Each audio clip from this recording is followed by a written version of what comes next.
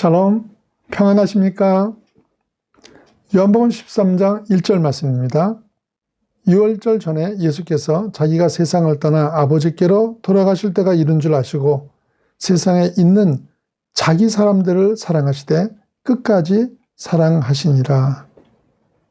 본문에 보시면요, 예수께서 자기 사람이란 표현을 쓰셨는데요.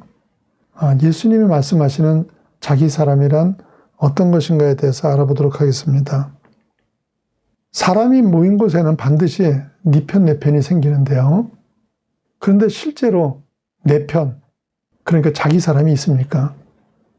여러분 주변에 어떤 환경과 조건에도 내 곁을 떠나지 않고 나하고 같이 있을 자기 사람이 있습니까?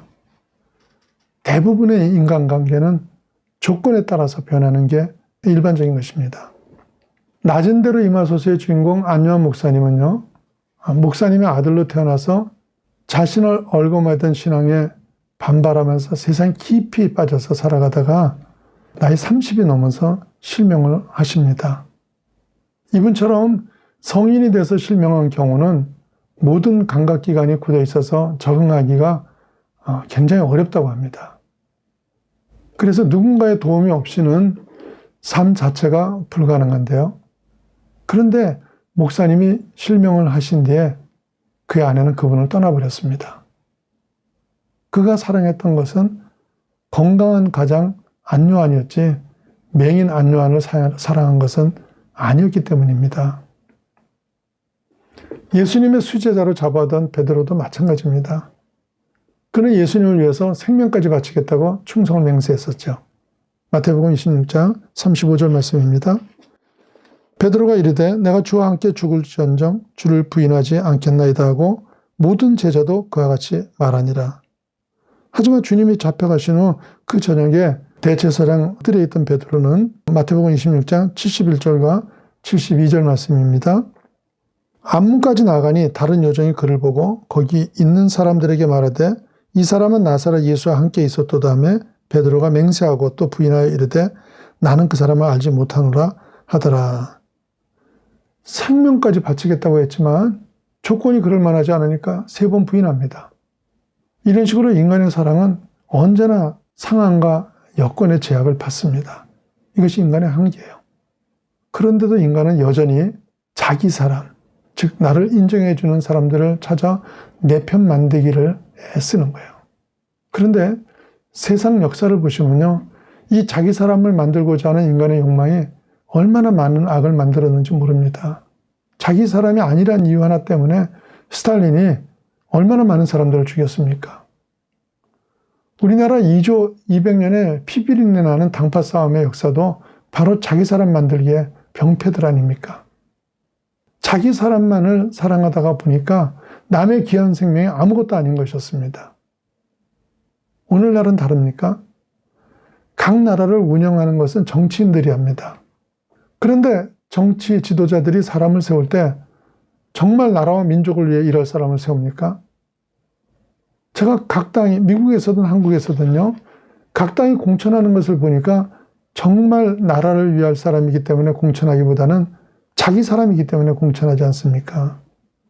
단지 자기 편이라는 이유 하나 때문에 별 기준 없이 무조건 끌어주고 따라가고 이러지 않습니까? 신앙인 어떻습니까? 정치판보다야 덜하지만 별반 차이 없습니다. 하나님의 말씀이 진리가 기준이 되고 잣대가 되는 것이 아니라 내 이해관계에 따라 모이거나 흩어지는 사람들이 적지 않은 것이 현실입니다. 그래서 끼리끼리 모여서 다른 사람들을 공격합니다. 그리스도인이라는 것은 어떤 경우라도 신앙적이고 합리적인 사고와 판단, 말과 행동을 해야 함에도 불구하고 패거리 안에서의 편협한 생각을 가지고 모든 것을 결정하며 끌고 나가는 겁니다. 제가 섬기던 교회에서 회의를 하는데 어떤 분이 아주 훌륭하고 좋은 제안을 하셨어요. 그런데 다른 한쪽에서 반대하는 겁니다. 참 좋은 제안이어서 제가 조정을 해봤는데 한쪽의 반대로 인해가지고 끝내 채택하지 못했습니다. 그 다음에 또 다른 쪽에서 좋은 제안을 하니까 이번엔 또 그 반대편에서 거절하는 거예요.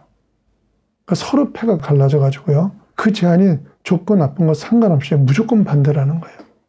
그게 뭡니까?